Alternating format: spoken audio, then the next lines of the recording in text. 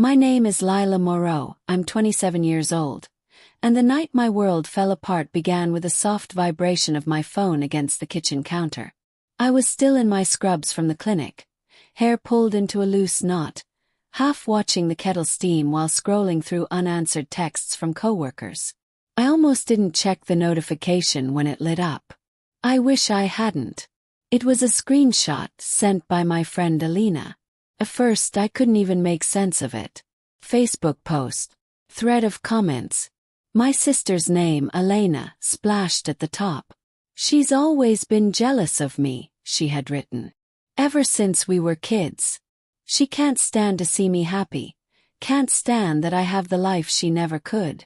I tried to help her, but some people just feed on envy. Beneath her words was a picture of us from last Thanksgiving. She was smiling in her designer sweater, hand on her husband's shoulder.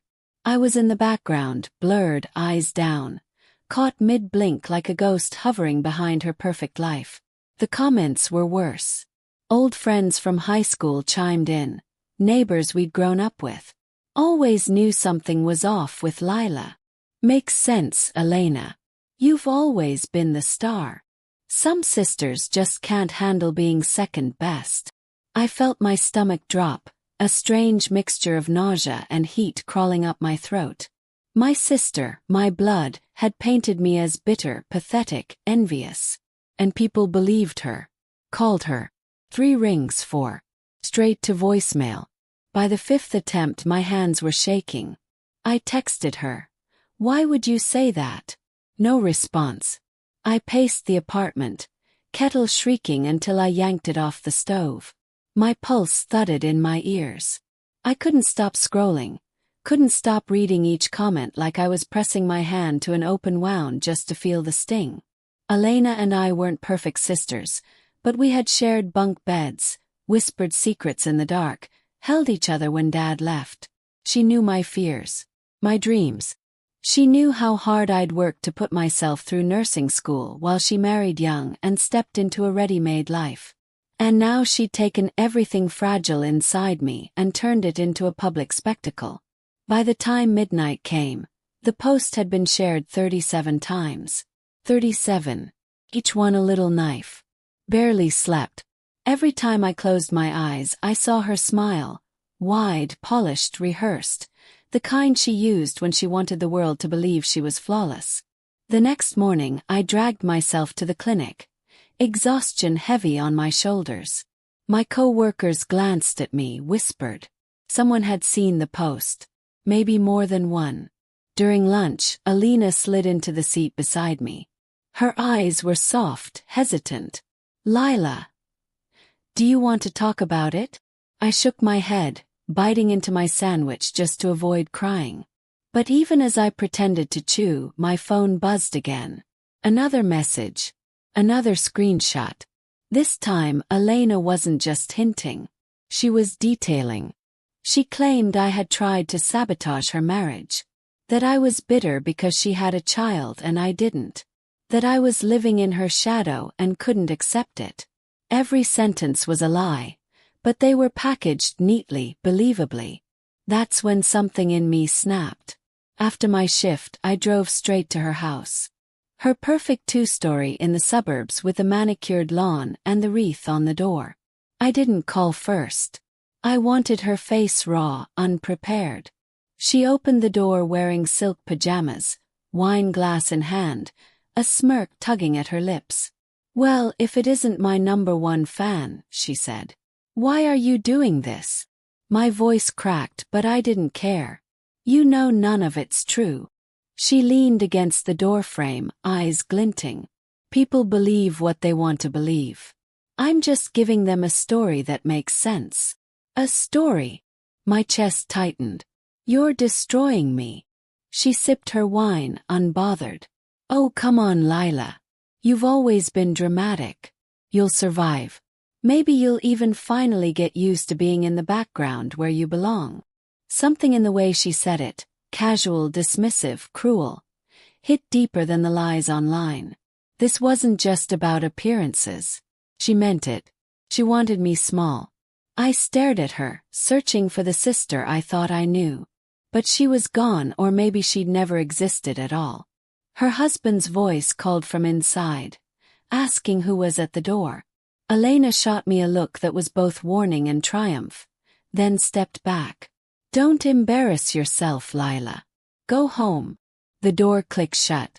I stood on the porch, trembling in the cool night air, my reflection faintly visible in the glass panel beside her wreath. I didn't look like myself. I looked like someone erased. That was the night everything changed. I drove home with headlights blurring through my tears, a hollow ache sitting heavy in my chest. I wanted to scream, to break something, to undo it all. But there was no undoing. The damage had already spread. And when I finally collapsed on my bed, staring at the ceiling, one thought cut through the fog, sharp and cold. If Elena wanted to play with lies, then I'd show her the truth. The kind that didn't fade with pretty pictures or clever captions. The kind that couldn't be buried.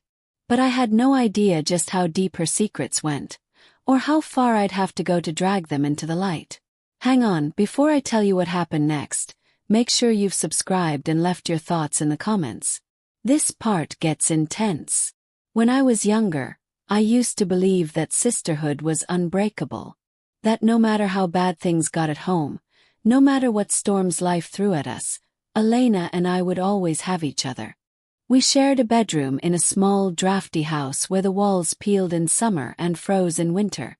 Our parents were often too busy fighting to notice us, so we clung together, inventing worlds out of scraps and shadows. She was my first friend, my partner in secrets, the one who swore she'd never let anyone hurt me. But memory has a cruel way of shifting when you look at it from the other side. The cracks were there all along. I just didn't want to see them. I can still hear Elena's laugh from when we were kids, high-pitched and sharp, the kind of sound that made adults smile but made me uneasy because it often came at my expense. Like the time we were at a neighbor's birthday party. I must have been 8, Elena 10. She dared me to try the spinning ride even though I was terrified of getting dizzy. I got sick halfway through, stumbled off, and vomited into the grass. She laughed so hard she cried, telling everyone I couldn't handle a baby ride. At the time I brushed it off. She was my big sister. Teasing was normal, right? But I remember the way she basked in the attention, the way the other kids circled her like she was the sun and I was just a shadow in orbit. That pattern never stopped. In high school things shifted again. I was quieter, the girl who buried herself in books and part-time jobs. Elena was the one people noticed. She had the smile, the confidence, the ability to make a room bend toward her. I'd sit on the bleachers during her cheerleading routines, clapping until my palms stung, while she soaked in the applause. She rarely looked my way. But the cracks turned sharper when boys entered the picture. There was one, Darren, who sat behind me in chemistry. He was kind, made me laugh, lent me his notes when I forgot mine. I wasn't used to that kind of attention, and I told Elena about him one night while we brushed our teeth side by side. 2 weeks later, she was holding his hand in the school hallway. When I asked her why, she just shrugged, foam dripping from her toothbrush. "He likes me better. Don't be mad." I swallowed the hurt, told myself it didn't matter. Maybe I wasn't cut out for romance. Maybe my role was just to stand behind her, clapping. By the time we were out of high school, I thought distance might heal things. I enrolled in nursing school, working double shifts at a diner to pay tuition. Elena married young. Her husband, Marcus, came from a family with money, and they gave her a house, stability, comfort. We still talked, still shared holiday dinners, but something always felt off. She'd ask about my classes, but her eyes would glaze halfway through my stories. When I mentioned working 3 nights in a row, she'd sigh dramatically and say, "I just don't know how you live like that." Her words stung, but I told myself she didn't mean them to. At least that's what I wanted to believe. Looking back, there were so many red flags that I ignored. The way she'd drop sly comments in front of others, little daggers disguised as jokes. Lila could never keep up with me. She's more of the behind-the-scenes type. She's always been sensitive. Can't take a little teasing. Oh, she's still single, bless her heart. Always too busy with work. People laughed, and I forced myself to laugh with them. But each time something inside me chipped away. Then there were the secrets she slipped about me to others.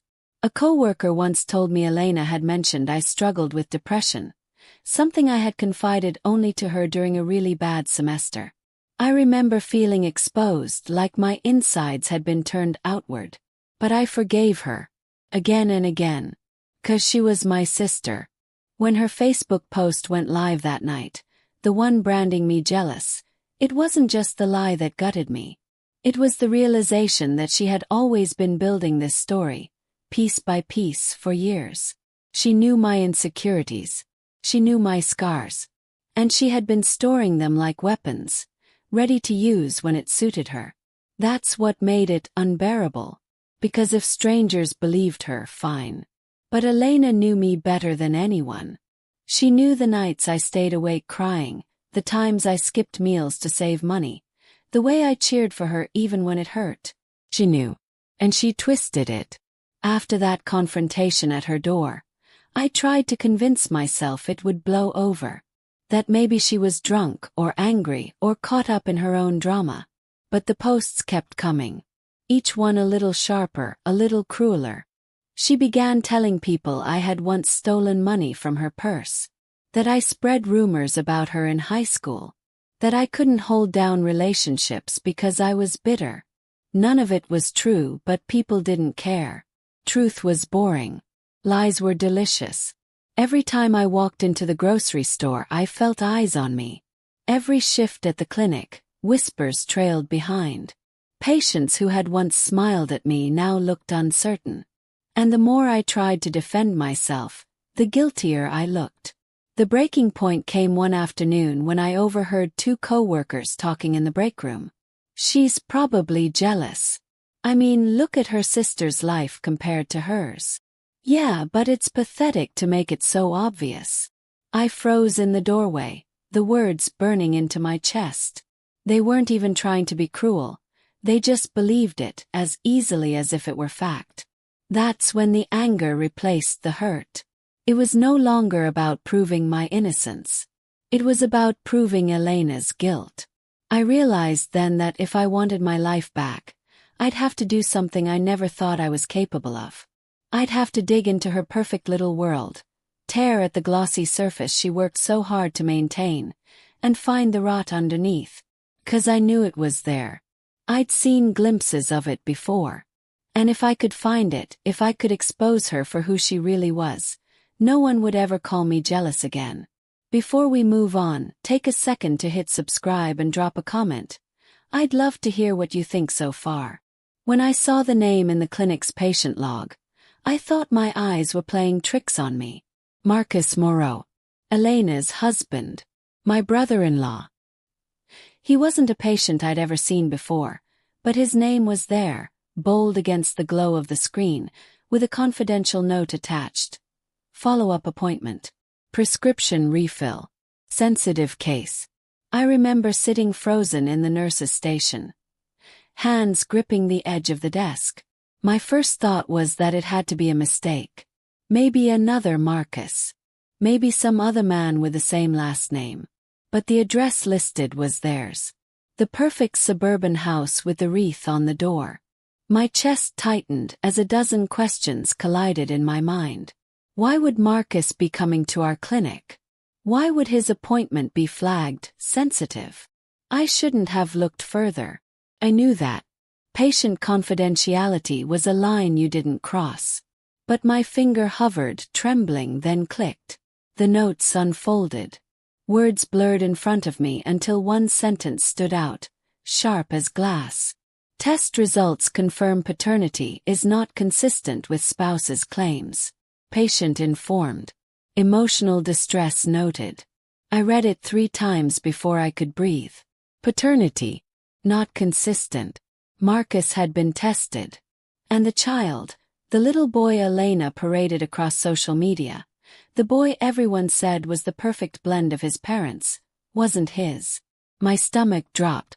I felt dizzy, gripping the desk as if the floor had shifted. Elena had built her entire image on her perfect marriage, her perfect family, her perfect life. And here was proof that it was a lie. For days, I carried that knowledge like a stone in my chest. I couldn't sleep, couldn't eat, couldn't concentrate. Everywhere I went, I saw Elena's carefully curated photos. Family picnics, holiday cards, captions about forever love. Made me sick. She had destroyed me online, told the world I was jealous of her. And now I knew why. Because if people ever found out what she'd done, her whole empire of lies would collapse. But what was I supposed to do?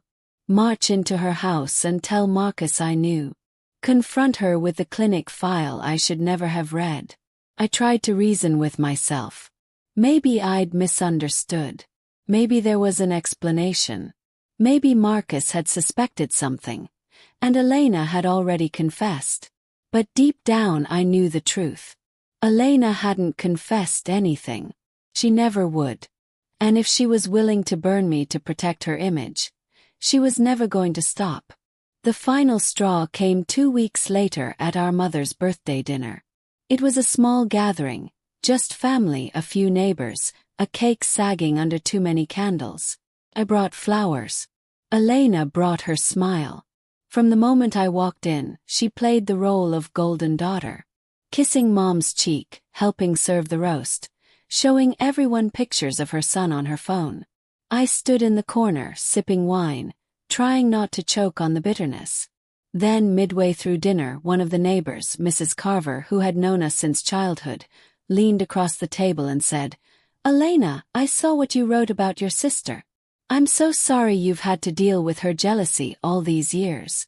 You're such a strong woman." The table chuckled softly, nodding. And Elena, without missing a beat, glanced at me with mock sympathy. "Well, you know how it is. Some people never outgrow envy." The room laughed. My mother looked down at her plate.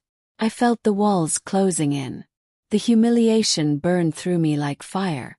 I slammed my glass down so hard the wine splashed. "Enough," I said. My voice was shaking, but it was loud enough to silence the room. Elena blinked at me, wide-eyed, feigning innocence. "Lila, don't make a scene. You want to talk about jealousy. About secrets." My hands trembled, but the words poured out, unstoppable. "Why don't you tell them the truth about your marriage? About your son? About how Marcus isn't his father?" The silence was suffocating. Every eye turned to Elena. She froze, her face draining of color, then twisting into fury. "You're lying," she hissed. But Marcus's fork clattered against his plate. He was staring at her, his face pale, his jaw clenched. "What is she talking about, Elena?"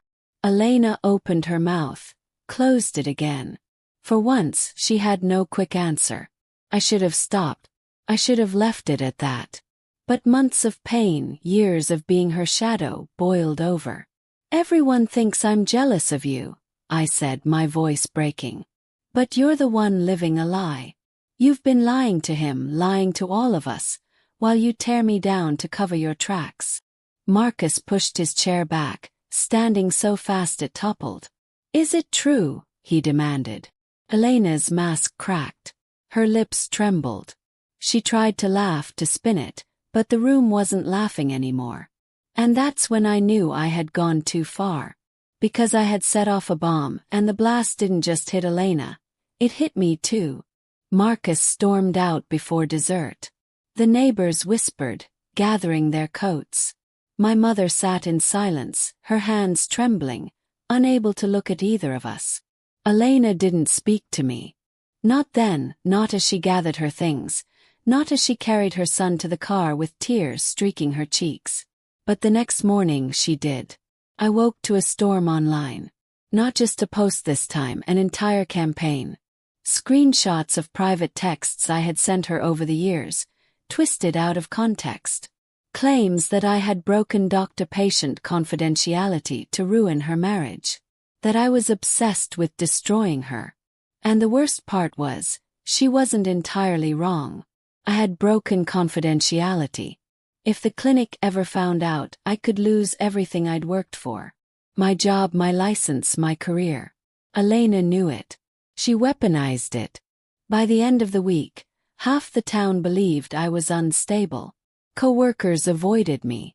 My supervisor called me into her office, warning me about rumors of a breach. I had gone from victim to villain overnight. That was my lowest point. I spent nights curled on the bathroom floor, shaking with panic, wondering if I'd ruined my life for good. I thought about quitting the clinic, about leaving town, about disappearing somewhere no one knew my name. Elena had stripped me bare. She had my reputation in her grip, and she knew it. One evening, when I finally gathered the strength to check my phone, I saw her newest post. A photo of her son, smiling, captioned, "My whole world.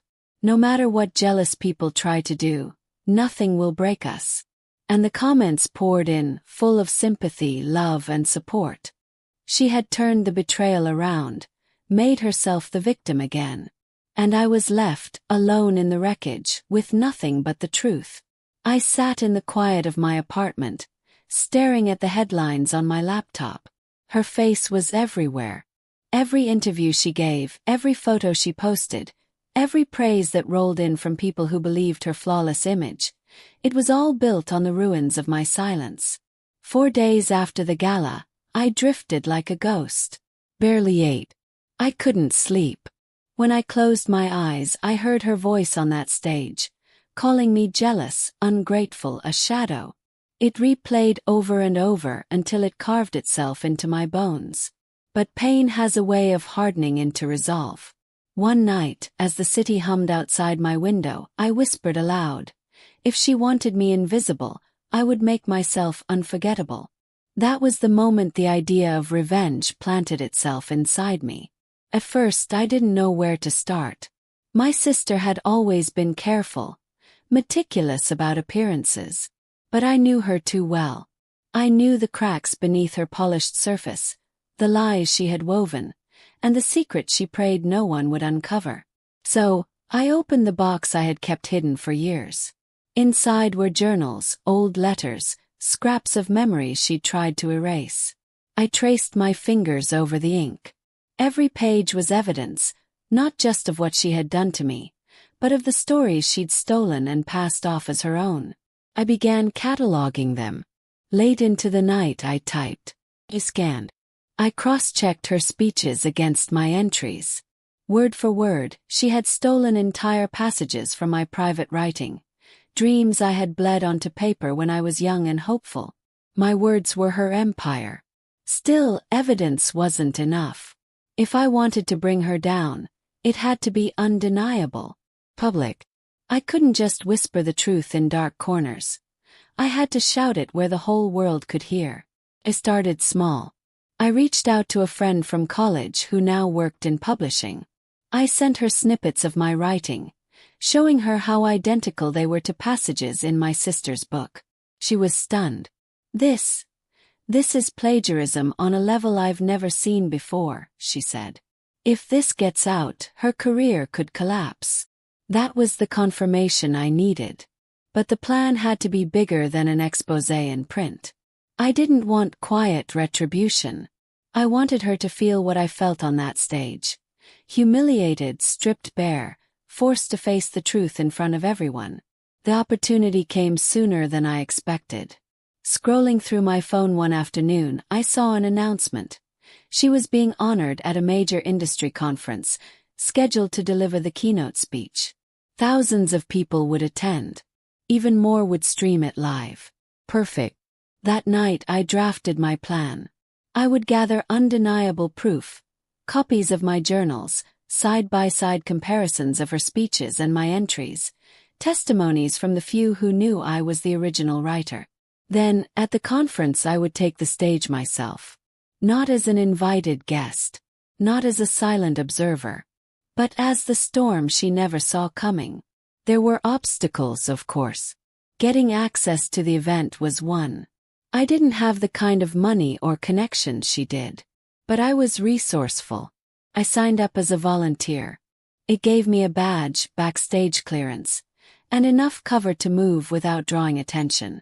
Every day leading up to the event, my heart swung between doubt and fire. I asked myself, was I really ready to burn it all down? Was I strong enough to stand in front of the world and expose her, knowing she would fight back with every weapon she had?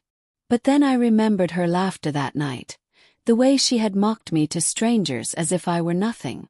I remembered the way people had looked at me, pitying, convinced I was jealous, bitter, irrelevant. That memory was gasoline to my resolve. I rehearsed my speech in the mirror again and again, until I knew every word by heart. It wasn't just revenge. It was reclaiming the voice she had stolen from me. And when I finally zipped my bag shut the night before the conference, filled with evidence and copies of my journals, I knew there was no turning back. She thought she had buried me under her lies. But tomorrow I would rise from the ashes, and she would fall. Because the one thing my sister never understood was that truth, once unleashed, is louder than any lie. And I was ready to unleash it. The conference hall pulsed with energy. Rows of polished chairs filled with eager faces, the lights dimmed to perfection, cameras already rolling to capture every word. This was her arena, her kingdom, the place where she thrived. I stood backstage, my volunteer badge clipped to my shirt, my hand steady around the strap of the bag that held everything. Evidence. Proof. My voice finally ready to be heard. I had never felt smaller and yet more powerful all at once. She walked past me, radiant in her tailored dress, her hair glinting beneath the stage lights.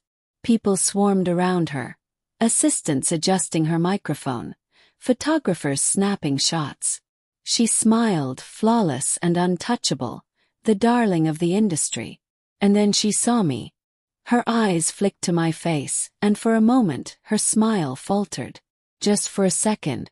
She quickly recovered, but I caught it, the flicker of unease, the shadow of recognition that whispered, "What is she doing here?" Good, I thought. Let her sweat. When the announcer's voice boomed through the speakers, introducing her as the keynote speaker, the crowd erupted in applause. She strode to the stage like she owned the world. My stomach twisted, but I tightened my grip on the bag. This was it. She began her speech, smooth and confident. Words rolled from her mouth like honey, words that weren't hers. I knew every line before she spoke it because I had written them. Years ago, late at night, pouring my soul onto paper. And now she stood there, dressed in stolen brilliance, soaking in the admiration that was never meant for her. I waited, my heart pounding in time with the microphone's hum. I had rehearsed this moment 100 times, but nothing compared to the real thing. And then I moved. I walked out onto the stage. At first, the crowd thought I was part of the program. Some clapped, confused but curious. She froze mid-sentence, her smile stretched too wide, too stiff. "What are you doing?" she hissed, her voice low enough only I could hear. I leaned into her microphone. Telling the truth. A ripple of confusion spread through the audience. I pulled the stack of papers from my bag. My journals, photocopied, highlighted, marked. I held them high. "These words you've been applauded for," I said, my voice steady despite the tremor in my chest. "They're not hers. They're mine.